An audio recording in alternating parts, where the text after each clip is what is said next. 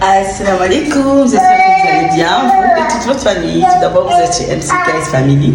Aujourd'hui, je fais cette vidéo concernant la hijra. Donc, je vois beaucoup de sœurs sur Internet qui parlent de la hijra. On leur vend du rêve pour aller en Afrique. Réagir par rapport à la hijra. Je vois beaucoup de sœurs sur Internet, elles font des vidéos sur la hijra. J'ai même eu quelques échanges avec une sœur. D'autres, elle veut même divorcer avec leur mari à cause de faire la hijra, c'est-à-dire d'aller dans un pays africain. Écoute ma soeur, toi ou ton mari, tu es né en Europe, tu as grandi en Europe, peu importe la France, la Belgique, la Suisse, l'Allemagne, j'en passe. Tout à coup, le matin, ça te réveille, ça te chante parce que disons, tu ne peux pas mettre le hijab pour aller à la piscine. Tu ne peux pas faire ça, il y a des interdits qui te mettent mal à l'aise, qui te dérangent. Tu dis à ton mari d'un coup, on fait la hijra. Ma soeur, ce n'est pas un jeu faire la hijra, surtout si vous avez des enfants. C'est toute une organisation des décennies à préparer. Donc moi je viens simplement pour dire mon avis. La hijra ça se fait pas comme ça, de clic-clac. Tu vas, quitte même aller divorcer avec ton mari pour aller faire la hijra.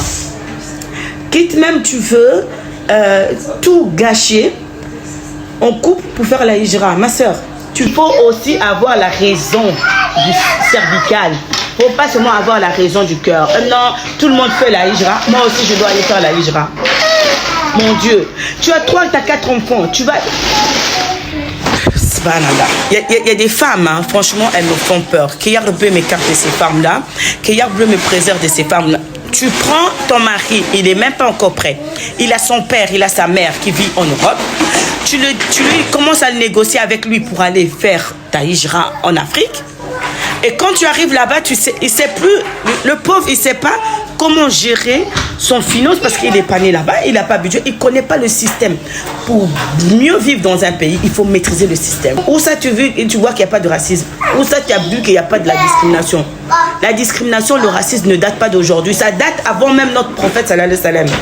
Bilal, on ne l'a pas traité, l'enfant de l'esclave noir. On l'a traité. Le racisme, ça ne date pas d'aujourd'hui. Ceux qui fuient l'Europe pour aller dans les pays africains, parce que c'est à cause de la discrimination, à cause du racisme, ça veut dire qu'ils ont un faible d'esprit. Parce qu'il y a la loi, il y a les règles. Oui, il y a la discrimination. Oui, il y a le racisme. Oui, il y a de la méchanceté. Oui, mais oui. Ça existe.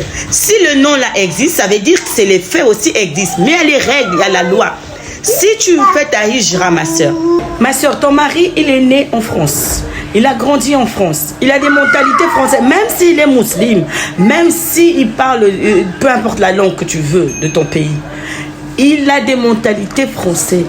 Il a des mentalités belges. Il a des mentalités suisses. Il a des mentalités, ce que tu veux.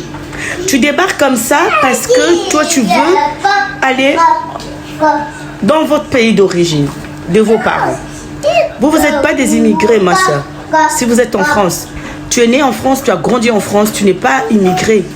Un immigré, c'est celui qui vient d'un pays à l'autre. Donc toi, déjà ma soeur, quand tu vas quitter la France ou la Belgique ou je ne sais pas quel pays, tu vas aller dans ton pays d'origine, dis-toi que toi, tu deviens immigré. Parce que même si c'est ton pays d'origine, tu n'es pas né là-bas, tu n'as pas grandi là-bas.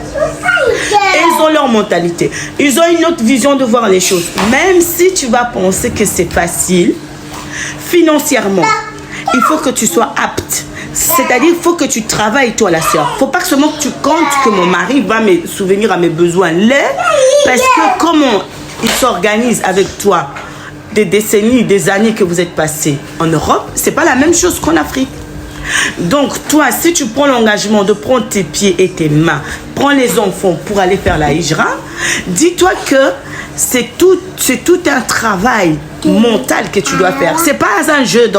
Moi, j'ai reçu une vidéo. Dans 6 mois, j'ai préparé ma hijra, je suis allée. Mais ma soeur, écoute, c'est pas dans 6 mois qu'on prépare le hijra. Il faut avoir la foi, il faut juste avoir... oui, il faut avoir la foi dans toutes choses que tu fais. Même quand tu prends ta décision pour aller faire la hijra, il faut avoir la foi, alhamdoulilah. Mais il faut aussi avoir la